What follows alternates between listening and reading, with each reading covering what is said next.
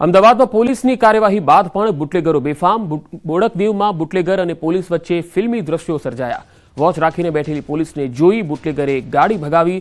બુટલેગરે અનેક વાહનોને અડફેટે લીધા.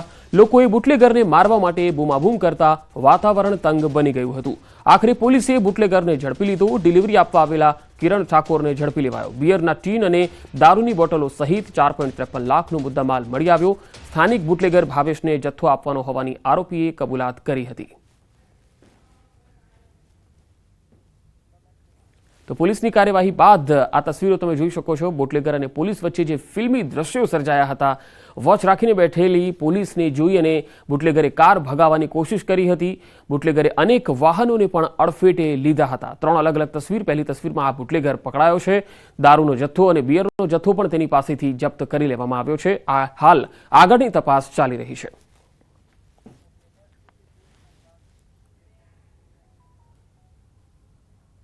ગીર સોમનાથ એલસીબી પોલીસ અને કોડીનાર પોલીસનું કોમ્બિંગ. કોડીનાર શહેરમાં કોમ્બિંગ હાથ ધરાયું. શહેરના 29 ગુનેગારોના ઘરે તપાસ ચાલી રહી છે. પોલીસ પહોંચે એ પહેલા જ મોટા ભાગના ગુનેગારો ઘર છોડી ફરાર થઈ ગયા. 2 જગ્યા પરથી હથિયાર મળી આવ્યા. ગુનેગારોના બાંધકામ અને વીજ કનેક્શનની પણ પોલીસે વિગતો મેળવી હતી. 2 જગ્યાએ સર્ચ કરવાથી હથિયારો મળેલ, છરી અને કુવાડી જેવા. એના અમે કેસ કરવાની કાર્યવાહી ચાલુ છે. એ સિવાય 6 વાહનો ડિટેન કરેલ છે અને આ કાર્યવાહી સતત ચાલવાની છે. ઘણા બધા ગુનેગારો છે એ પોતાના ઘર મૂકી અને ઘર બંધ કરીને પણ વયા ગયા છે, પરંતુ એની માહિતી બધી એકઠી થઈ રહી છે. જેવી માહિતી બધી કમ્પ્લીટ થઈ જશે તો અમે મામલતદાર, ડેપ્યુટી કલેક્ટરો એમને સાથે રાખી અને કાયદેસરની કાર્યવાહી એના ઉપર કરવાના છે. વધુ એક પોલીસકર્મી લાંચ લેતા ઝડપાયો. સાબરકાંઠાના પોશીના પોલીસ મથકની ઘટના. ઇકો કાર છોડાવવા 10,000ની લાંચ માંગી. ઇકો કારમાંથી બિયરની ટીન મળી આવી. ઇકો ચાલક રાજસ્થાનથી પેસેન્જર મૂકી અને પરત આવતો હતો. એ દરમિયાન ઇકો કારમાંથી એક ટીન બિયરની મળી આવી. દારૂનો કેસ નહીં કરવા અને ફરીવાર ઇકો કાર પોલીસ સ્ટેશનને લઈ જઈ પતાવટ કરવા માટે માંગી હતી આ લાંચ. 10,000 રૂપિયાની માંગ કરવામાં આવી હતી, જેની સામે 12,500 રૂપિયા લાંચ આપતા હિંમતનગર એસીબીએ રંગે હાથે ઝડપી લીધા.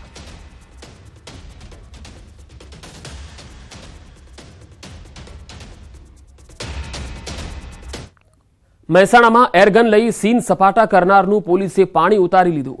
8 મહિના અગાઉ સોશિયલ મીડિયા પર મૂકેલ વિડીયો વાયરલ થયો હતો. કડીના બાવલુ પોલીસે યુવકને ઝડપી અને પાઠ ભણાવ્યો.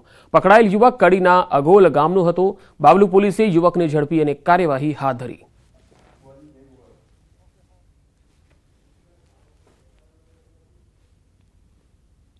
આ સોશિયલ મીડિયા પર મારો વિડીયો વાયરલ થયો એ આજથી મેં 8 મહિના પહેલાં બનાવેલો હતો. કે હવે ખોટી બધું હતી, અમે એવો વિડીયો મારે કદી બનશે નહીં. એ લીધે હું માફી માગું છું.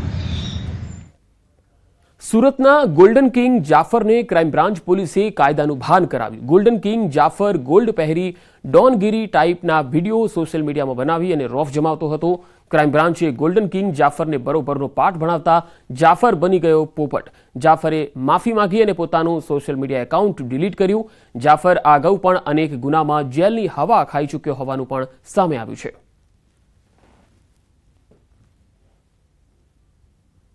मैं रील्स बनाता था पहले और अभी गुनहगारी सब छोड़ दो और अभी और इंस्टा बनाने का मेरे को शौक था और गोल्ड पहनने का शौक था. अभी गुनहगारी मैंने छोड़ दिया. मेरा अकाउंट ब्लॉक कर दिया उसने और सबकी रीत से जियो अच्छे से और जीवन निभाओ. सब जीवन छोड़ दो, ये गुनहगारी छोड़ दो. मैंने भी छोड़ दिया गुनहगारी और ब्लॉक कर दिया अकाउंट इंस्टा का. ગાંધીનગર ખાતે તકેદારી અને મોનિટરિંગ સમિતિની બેઠક મળી. એસસી એસટી પર થતા અત્યાચારને લઈ ગૃહમાં મુદ્દો ઉછળ્યો હતો, જેને લઈ તાત્કાલિક બેઠક બોલાવાઈ. એસસી એસટી પર થતા અત્યાચારની સમીક્ષા મામલે સમિતિની પણ રચના કરવામાં આવી, જેમાં શાસક અને વિપક્ષના ધારાસભ્યો સભ્ય છે. આપના ધારાસભ્ય ચૈત્ર વસાવાએ એટ્રોસિટી એક્ટ હેઠળના ગુનેગારોની ધરપકડ કરવા રજૂઆત કરી, તો ભાજપના ધારાસભ્ય રમણલાલ વોરાએ નિવેદન આપ્યું કે અન્ય રાજ્યો કરતાં ગુજરાતમાં દલિતોની સ્થિતિ સારી છે. અધિકારીઓએ પ્રોએક્ટિવ થઈ એટ્રોસિટીના કેસમાં કામ કરવું જોઈએ. ગૃહમાં અમિત ચાવડાએ પણ તકેદારી અને મોનિટરિંગ સમિતિની બેઠકને લઈ પ્રશ્ન કર્યો હતો. એટ્રોસિટી એક્ટમાં ઘણા કેસોમાં આરોપીઓ પકડાયા નથી. સાથે સાથે ઘણા કેસો વર્ષોથી ભોગ બનનાર વ્યક્તિઓ ન્યાયની રાહ જોઈને બેઠા છે, પણ એનો આજ દિન સુધી નિકાલ નથી થયો. એની પણ અમે ધ્યાન દોર્યું છે.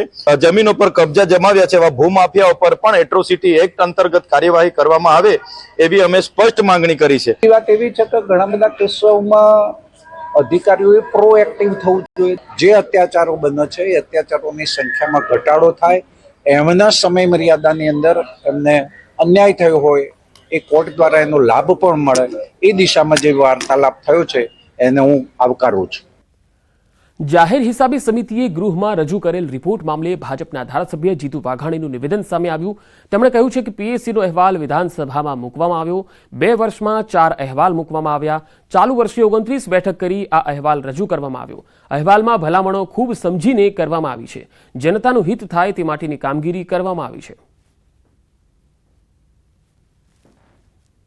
2024માં હું વાત કરું છું, 10/11ના અહેવાલ પણ રજૂ કર્યા, એટલે કે 4 અહેવાલ અમારી આ કમિટીને 2 વર્ષમાં મૂકવાનો મોકો મળ્યો. અલગ અલગ પ્રકારે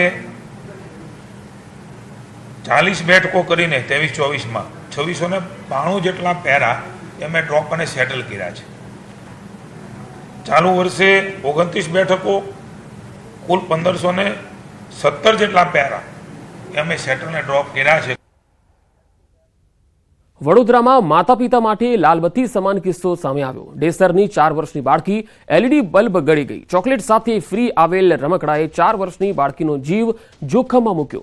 ચોકલેટ ખાઈ બાળકી લાઇટવાળા રમકડાથી રમી રહી હતી. રમતમાં બાળકી રમકડામાં આવેલ એલઈડી બલ્બ તાર સાથે ગળી ગઈ. માતાને જાણ થતાં બાળકીને સારવાર માટે હોસ્પિટલમાં લઈ જવામાં આવ્યા. સોનોગ્રાફી અને એક્સરે કરાવતા બાળકીના શરીરમાં આડી થઈ ગયેલ તાર સાથેની એલઈડી લાઇટ જણાઈ આવી. તબીબી ટીમે એન્ડ્રોસ્કોપી કરી અને બાળકીના શરીરમાંથી એલઈડી બલ્બ બહાર કાઢ્યો. શેખ ફળિયામાં રહેતી અકીલા હુસૈન દિવાનને ડેસરની ખાનગી હોસ્પિટલમાં ખસેડવામાં આવી. વધુ માહિતી મેળવીએ. વડોદરાથી સંવાદદાતા હાર્દિક દીક્ષિત જોડાયા છે. હાર્દિક, આ એક જટિલ સર્જરી જે છે એ કરવામાં આવી અને આ બાળકી એલઈડી બલ્બ જે છે એ ગળી ગઈ. આખી ઘટના કેવી રીતે બની અને પછી કઈ રીતે તેમાં સફળતા મળી તબીબોને? બિલકુલથી પંકજ, આ ઘટના પરથી એક સબક લેવાની જરૂર છે કે એક 5 રૂપિયાની ચોકલેટ જે છે તે બાળકના જીવને જોખમમાં મૂકી શકે છે. આ ઘટના બની તે ડેસરમાં બની. ડેસર તાલુકો જે છે તે એક નાની બાળકી જે છે તે 5 રૂપિયાની ચોકલેટ લઈને આવી હતી અને સાથે એક એલઈડી બલ્બ હતો. બાળકી નાની છે એટલે સ્વાભાવિક છે એને ઉત્સુકતા જાગે. એલઈડી બલ્બ ચાલુ હોવાથી તેને ઉત્સુકતા જાગી હતી અને કંઈક ખાવાની ચીજ સમજીને તેને એ એલઈડી બલ્બ છે તે મોઢામાં મૂકી દીધો હતો અને એ ગળી ગઈ હતી. ત્યારે માતા પિતાએ જે છે તે ખાનગી હોસ્પિટલમાં તેની તપાસ કરાવી હતી. ત્યારે જે સોનોગ્રાફી કરવામાં આવી, એક્સરે કરવામાં આવ્યો, તેમાં તેના શરીરમાં જે છે તે તાર સાથેની એલઈડી લાઇટ જે છે તે જડાઈ આવી હતી. તબીબોએ ખૂબ જ જટિલ સર્જરી કરી અને મહા મુસીબતે કલાકોની સર્જરી બાદ આજે એલઈડી બલ્બ છે તેના શરીરમાંથી બહાર કાઢવામાં આવ્યો હતો. આ જો બાળકીની વાત કરીએ તો અત્યારે તેની તબિયત જે છે તે સુધારા પર છે. બાળકી જે છે તે શેખ ફળિયામાં રહેતી હતી. તેનું નામ અકીલા હુસૈન દિવાન છે. જી આભાર હાર્દિક માહિતી આપવા માટે. આણંદમાં બેંકમાંથી લાખોનું સોનું ઉપાડી લેનારે સરેન્ડર કર્યું છે. બેંકના પટાવાળાએ પોલીસ સમક્ષ સરેન્ડર કરી દીધું છે. ચિખોદરા ગામની બેંકમાંથી સોનું ઉઠાવ્યું હતું. 60 તોલા સોનું અને 10 લાખની રોકડ ઉપાડી હતી. પટાવાળાએ લોકરની નકલી ચાવી બનાવી અને કરતૂત આચરી હતી. પટાવાળો આણંદ એલસીબી સમક્ષ હાજર થઈ ગયો છે.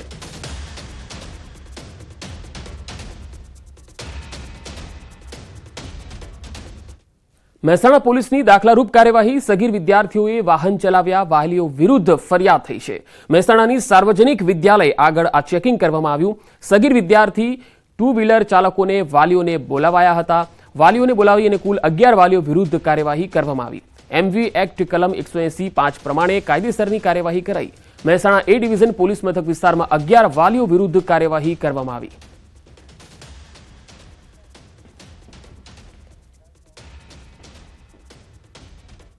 રાજ્યના વધુ સમાચાર જોઈશું. હાલ રોકાઈશું એક વિરામ માટે.